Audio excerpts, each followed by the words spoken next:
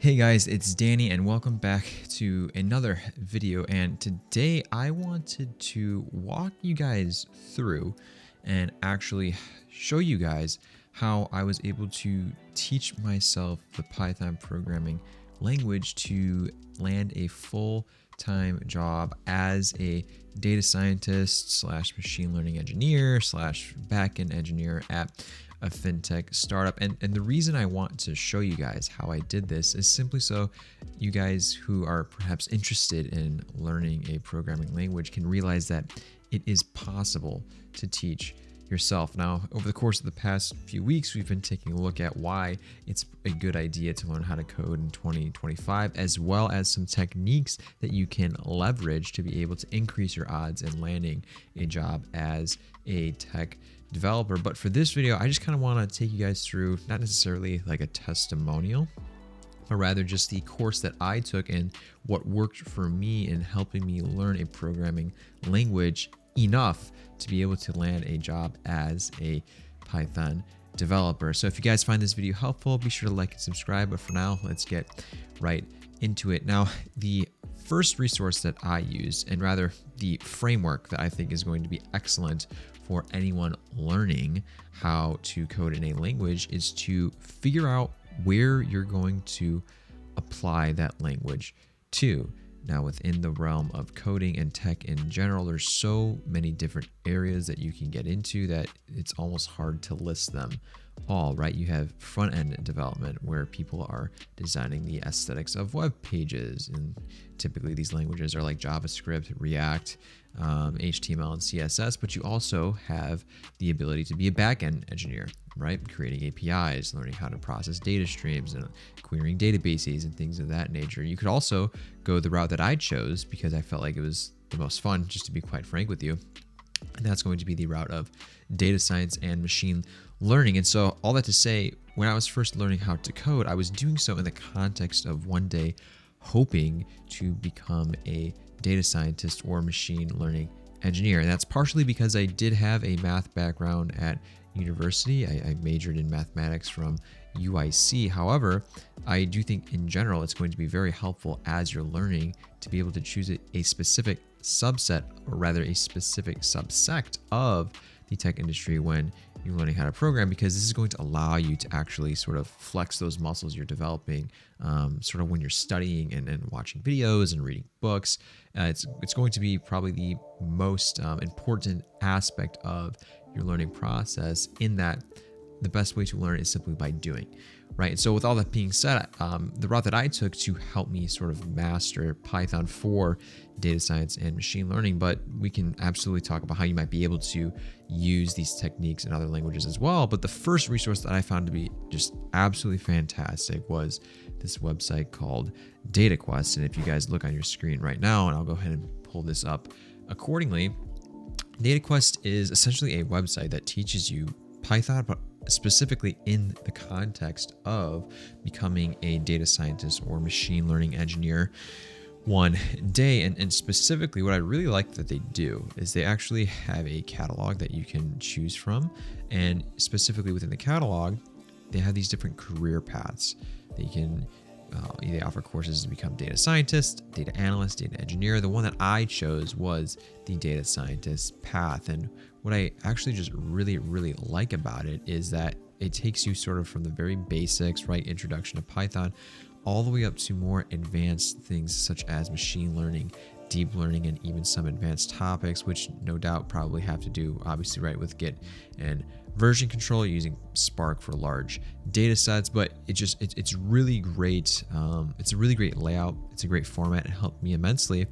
And I think the reason why I enjoyed it so much is because it is a projects-based course, and the way they have things constructed is over the course of the entire module or chapter, you're learning different concepts that then at the end of the module, you are then asked to like run your own Jupyter notebook, and you can actually get some pretty cool results. And what I actually did was, based upon the results that I had gotten, I would actually just upload that notebook to my portfolio because it actually was pretty impressive. I think one of the projects has to do in the machine learning section, predicting Bitcoin prices. I believe another one had to do with visualizing the different types of crime that occur in the city of San Francisco. And so it creates a very, very cool heat map. But at the end of the day, again, this was extremely helpful for me because at the end of each lesson, there was a project. And so again, if I haven't stressed it enough, it's going to be super important to make sure you're applying those skills that you're learning sort of offline, I guess you could say, via videos or books, and actually being able to translate them into a project that you can even put on a portfolio. And that's what I really liked about DataQuest too, is it just gave you projects you could put on your portfolio that you could show potential employers during interviews, or that you at the very least could talk about during interviews, right? You might not have the ability to like actually show them and run the whole thing from top to bottom, but you could at least show that you have some expertise in the area that you are discussing when it comes to data science and machine learning. And on that same vein, and along that same vein, when it came to projects, I also found that doing projects from this website called Kaggle was also extremely helpful. Now, for those of you guys who don't know, Kaggle is actually a huge machine learning repository full of data sets. And what I really love is they actually run competitions. And if you look here, this is actual prize money that you have the ability to win if you come in first place, or I believe maybe it's split amongst the top 3 teams. I can't exactly remember, but like this is an incentive by different companies out there to try and leverage some really good talent and get some really good insights from the machine learning and data science community. And just some of the data sets that are on here, like you can really just go hog wild in the types of algorithms and models that you want to build. And so sort of to supplement my knowledge that I was gaining on the data science side of things within the DataQuest course, I also found it super helpful to be going through this on my own and sort of like not having sort of any training wheels, if you will. The one thing about boot camps I will say is they are very, very gracious and everything is very clean when they hand it to you. Now, sometimes they will purposefully mess up data sets just so you can figure out how to clean them. But for the most part, things are going to be given to you almost spoon-fed, right? With Kaggle, that's not it. They just give you a data set, a CSV file, and say, go crazy, right? Use your knowledge of mathematics, statistics, and machine learning to be able to generate some really, really good insight. And so sort of in tandem with both of these, what I found out to be a huge resource was actually this book called HandsOn Machine Learning with Scikit-learn, Keras, and TensorFlow. Now, it's worth noting that I feel like books actually are very underrated when it comes to learning how to program. This particular book by O'Reilly, and O'Reilly, if any of you guys have read any of their other books for any other programming language, they are fantastic. I cannot recommend them highly enough, but their books are outlined in such a way that it's super easy to read. You can follow along. What I really love about this book too is that the author actually does projects with you as well, that he walks you through to be able to teach the concepts that he's trying to get across. So it's also highly recommended. I highly recommend going through a book or two on your own, in addition to just taking online boot camps and watching videos. Books are an extremely, I feel like, underrated resource, because I don't know, just coming from university, when I think of books, I think of textbooks and just like, okay, here we go. It's just like school again. But really, O'Reilly does a great job. O'Reilly does a fantastic job in presenting their concepts in a way that's not boring at all. Now, so these resources really kind of helped me on the machine learning data science side of things. But when it came to really mastering the Python programming language itself, I do feel like it is important when learning any programming language to have a base level understanding of computer science. Things like asymptotic analysis, time complexity, space complexity, different types of algorithms you can run, sorting, different data structures across different languages. These are things that are going to be very important when it comes ultimately to learning, or rather, taking tech interviews, right? End of the day, if you want to get a job in tech, you are most likely going to have to pass some sort of exam or interview where they're asking you different types of problems to figure out how you debug, how you can go about, and what's your approach to solving different complex programming questions when they arise. And specifically to that end, I felt like there were really two resources that went above and beyond in helping me master the sort of computer science side of things as someone who was not a computer science major. Remember, I was a major in math. The only computer science class that was even considered a computer science class was actually categorized as what we called mathematical computer science. It was a cryptography class, figuring out how things are encrypted and decrypted over the internet. So actually, like sitting down and doing projects for a class, I never did I never did within university. And so that's why when I stumbled across the YouTube channel CS50, it truly blew my mind and was a game changer in my ability to learn the basics of computer science. And what CS50 is this is actually Harvard's entry-level computer science course that they stream, upload videos, lectures completely for free to YouTube. So like, think about that for a moment. The introductory computer science course for Harvard, right, Ivy League school, is completely free on YouTube. And so as someone who was on a budget, this was an invaluable resource for me, because the professor here, I believe his name is David J. Milan. I think I'm pronouncing that correctly. Probably one of the best professors I ever heard teach any subject. And I had some pretty good ones, but no one even came close in the math department at my school to reaching this guy's level of communication and his interaction with students. It was so beautifully and masterfully done that I kind of like couldn't get enough of these lectures. And really just starting from the ground up, like you start off with the most easy programming language ever called Scratch. You then go to C, and as you can see by the titles of these videos here, each one's like 2.5 hours ish. So you do cover quite a lot of material over the course of these 10, 11 videos or so. And again, this was just really helpful for me to get the fundamentals of computer science down. And as I was going through this as well, when I got to this data structures video, this one was kind of mind-blowing to me in the sense that how important data structures are to any programming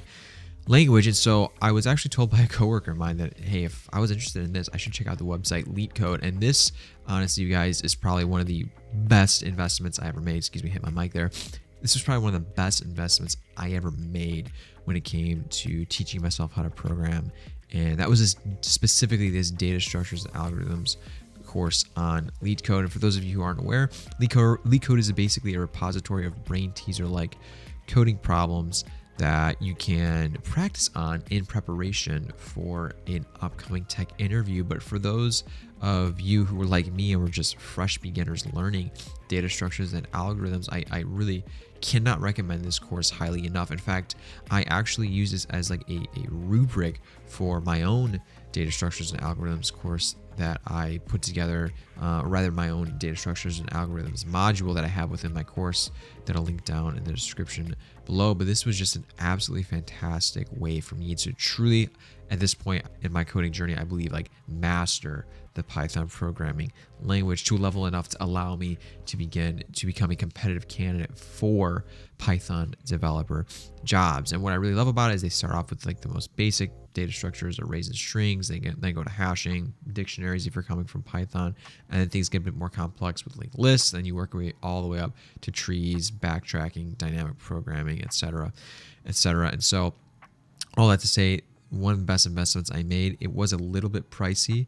Again, unfortunately, you guys, like, you're going to have to dole out some money whenever you want to learn something new. But I feel like as opposed to spending thousands on boot camps, or tens of thousands in the cases of school, I feel like a couple, maybe $100 here, $100 there. I think at the time the course was like $70. It might be like $90 now for the data scientist career path in DataQuest. I can't exactly remember how much it costs. I think it might be something like $100 a year. Probably a lot more than that. I think it might be like $40 a month or something like that. CAG was completely free, but even like this hands-on machine learning book was about $75-$80. That stayed pretty steady from the last time I checked this, when I was actually buying it a couple of years ago. Again, you're going to have to spend some money, but there are investments out there you can make and resources you can acquire that are indeed going to be better than others. And so all that to say, you guys, putting all of this together, and just consistently iterating, day after day, studying, doing some lessons through my DataQuest module, doing a couple LeadCode problems, watching a CS50 video, like 10-20 minutes of a video per day, and then just kind of having some fun with the Kaggle competition. Doing that for about, if I guess now, like 8 to 10 months, almost a full year.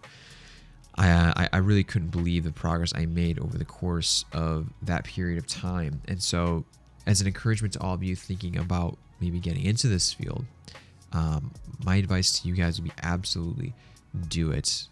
Learning how to program has been the single skill that has changed my life the most. You're going to hear a lot of people out there nowadays saying AI is going to replace tech jobs. That might be true to a certain extent, but I feel like for the most part, being able to solve like very idiosyncratic use cases within a company's software is still going to be the responsibility for developers. And as such, they are still going to be compensated fairly well, probably on the higher end of the income spectrum. And again, just for me personally, I felt like this is kind of like my calling now that I've discovered it. It took me 4 years of freaking college to realize that. But I truly do feel and would encourage any of you out there thinking about becoming a programmer one day to go ahead and pursue that. And if you guys are interested at all where to start, if you guys have no idea where to start but are interested in this field, I'll go ahead and I'll leave a link down in the description below. I actually offer a package on my online courses website whereby not only do you get access to my course to learn the Python programming language, which is, I believe at this point, over 80 lectures strong, like between 25 and 35 hours of content, but I also do offer one-on-one coaching as a part of that deal, where for 30 minutes each week, we can sit down and craft a study schedule, what you guys should be looking at, as well as how to be going about applying for jobs. That alone is a skill that I wish more people would talk about, but they don't for whatever reason. I don't know why. There should be a university course out there on how to go about applying for jobs. And maybe there is one, because I wish I would have taken it. But as far as I know, that actually doesn't really exist too often. And that's something you're going to need to know and quite literally cannot afford to waste time doing, is applying for jobs in an inefficient manner.